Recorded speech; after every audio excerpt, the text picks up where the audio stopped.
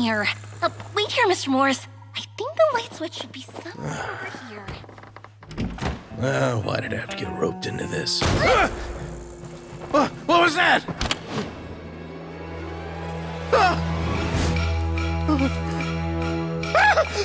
Who's there? Get me out! Get me out of here! Did you really think you'd get away, Morris?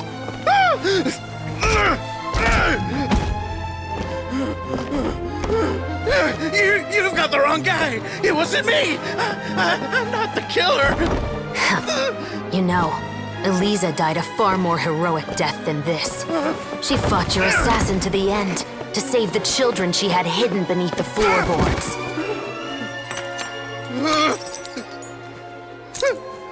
That is Eliza's pendant. The one with a photo of you two inside. The one you gave her. Ring any bells? It's a fake! It has to be! There's no way! No way your assassin didn't destroy it, you mean?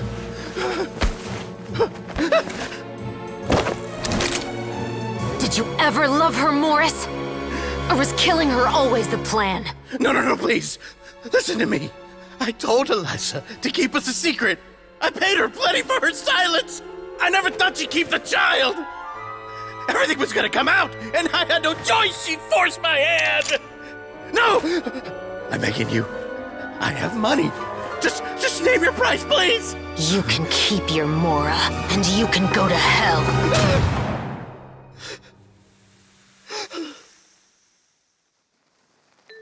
I'm Captain Shovraz of the Special Patrol.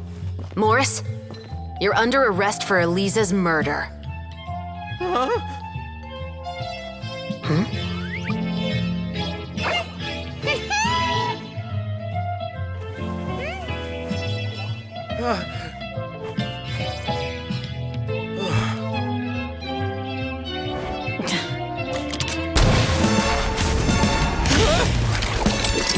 You're under arrest too, Prop Manager Veronique. Or perhaps I should call you the Second Musketeer.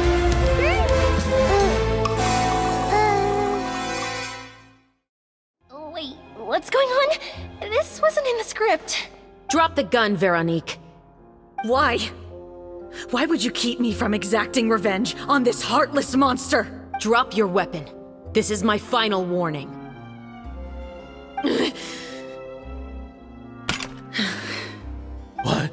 What is going on? Do I have to spell it out for you, Morris? Everything that took place just now was staged to get you to confess the truth. But this last part is all improv, of course. Shivers, you told us you wanted us to help you stage a play. You never said anything about the Second Musketeer. It's because even I had no way to confirm my theory until now. Thank you for your performance, Yoimiya.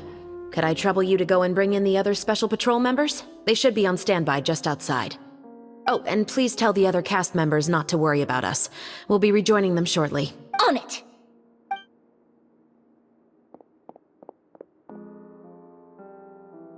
So what do you think, Morris? Care to talk about what happened 20 years ago? My patience is limited, you know. Don't force me to take you back to the interrogation room. I'd wager that you wouldn't last for more than a minute in there. With the recording we made, you have no chance of winning in court. Cooperating with us now is the most practical move. All right. I'll talk. I hired an assassin to murder Eliza. She once worked as a maid on my family's estate. She was very beautiful, and after some time I fell for her. We kept our relationship a secret and carried out an affair for some time, but it wasn't long before she became pregnant.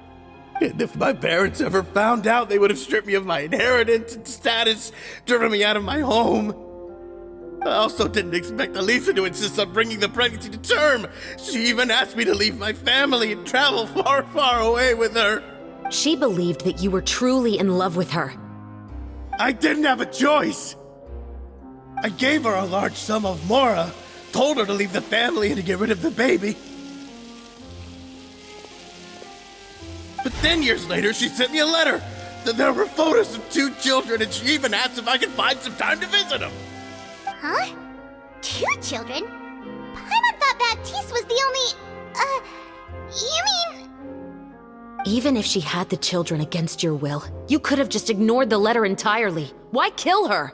I had just gotten engaged to be married to an heiress from another wealthy family.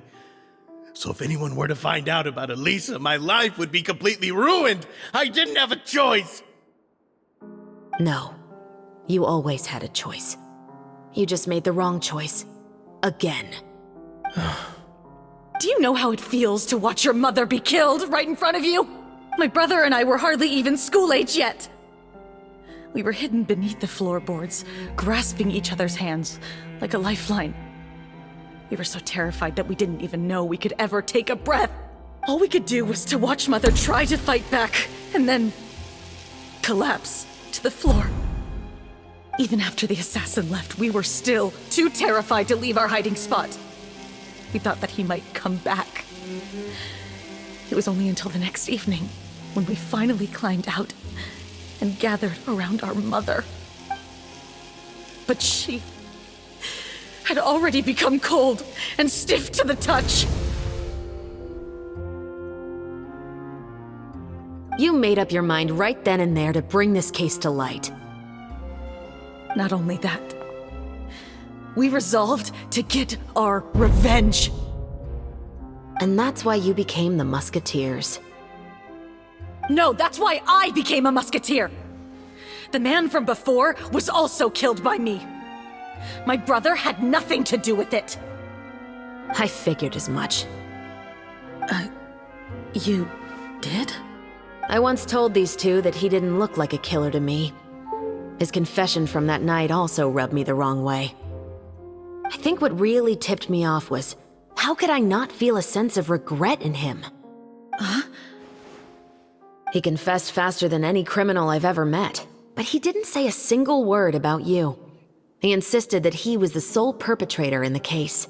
But after the questioning ended, I disassembled the musket we dug up from his backyard, put it in front of him, and told him to reassemble it. Wanna guess how far he got? He had no idea where to even start. He's never touched a gun in his life. Based on that, I determined that he was not acting alone. He only surrendered himself to draw our attention and create a moment of opportunity for his partner. So, I decided to play along. And as expected, the second musketeer followed us without hesitation once she saw Morris get separated from the rest of the cast. Besides, why else would he call the novel The Two Musketeers? But how did you know it was Veronique? I figured it out the moment Baptiste told me his father's name. That so-called financial crisis was all just a ruse. He just wanted to sign up as the investor and then leave the film without any source of funding. After all, he has a vested interest in minimizing the reach of this story. It's really just the same thing as what he did to Elisa all those years ago. Human scum. But then Xavier pulled out all the stops and got the film made against all odds. Morris couldn't have that. With the killer in custody, he figured it was safe to act. And so he came to visit the set today, just as I expected. Wait, so you were behind all those mishaps today? As for the identity of the second musketeer, I assumed they'd probably stay close to Morris and look for an opening. And if they already knew that Morris was the film's investor, then that narrowed the list of potential suspects as well. Furthermore, being the props manager would allow the culprit to avoid scrutiny by purchasing mechanical parts in the name of the crew. With that hypothesis in mind, I went back to check Baptiste's orphanage adoption records. Guess whose name I saw on the same page, just a few lines from his. My brother. He trusted you. As in, he trusted me to perform the deed on his behalf? He trusted you to stand on the side of justice. I am. I thought you could do it as well. Oh, the look on your face when you told him to go to hell. I really thought you'd put a bullet in his brain. You know what he has done. Are you telling me that you'd rather see him spend the rest of his life living like a king in the fortress of Meripede? I will never be able to forget the feeling of my mother's cold, lifeless hands. And you would call this ending fair? Is this what you call justice? I won't lie, Veronique. I did hesitate when your brother first told me about the truth. I wondered. I agonized over whether I should really put a bullet in his head. So why don't you? Because that should never be how justice is carried out in this world. Perhaps, to you, justice is simply reciprocated. An eye for an eye, and a life for a life. But everyone has their own understanding of justice. If everyone were to pursue their own definition of it, there would be no more order in this world. Today, you'll kill Morris. And tomorrow, his children may come for you. The world cannot render judgments based on a desire for revenge. That will only lead to a cycle of revenge, as well as the destruction of order and civilized society. Fontaine is founded on a set of laws and a standardized code of justice. That is why we are the nation of justice. But with all that said, I will promise you this. Morris will not lead a cushy life in the fortress of Meripede. Chevreuse, the rest of the Special Patrol is here. Thank you so much, Yoimiya. Letelier, Terena, please take them away.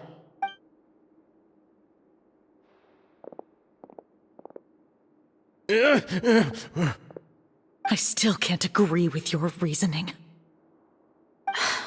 I know. Justice has not been delivered. At least, not today. Chevreuse. Let's go. We should give an explanation to the crew. Thank you for your concern. I'm fine. I'm just thinking about the things in life that have driven people to take justice into their own hands.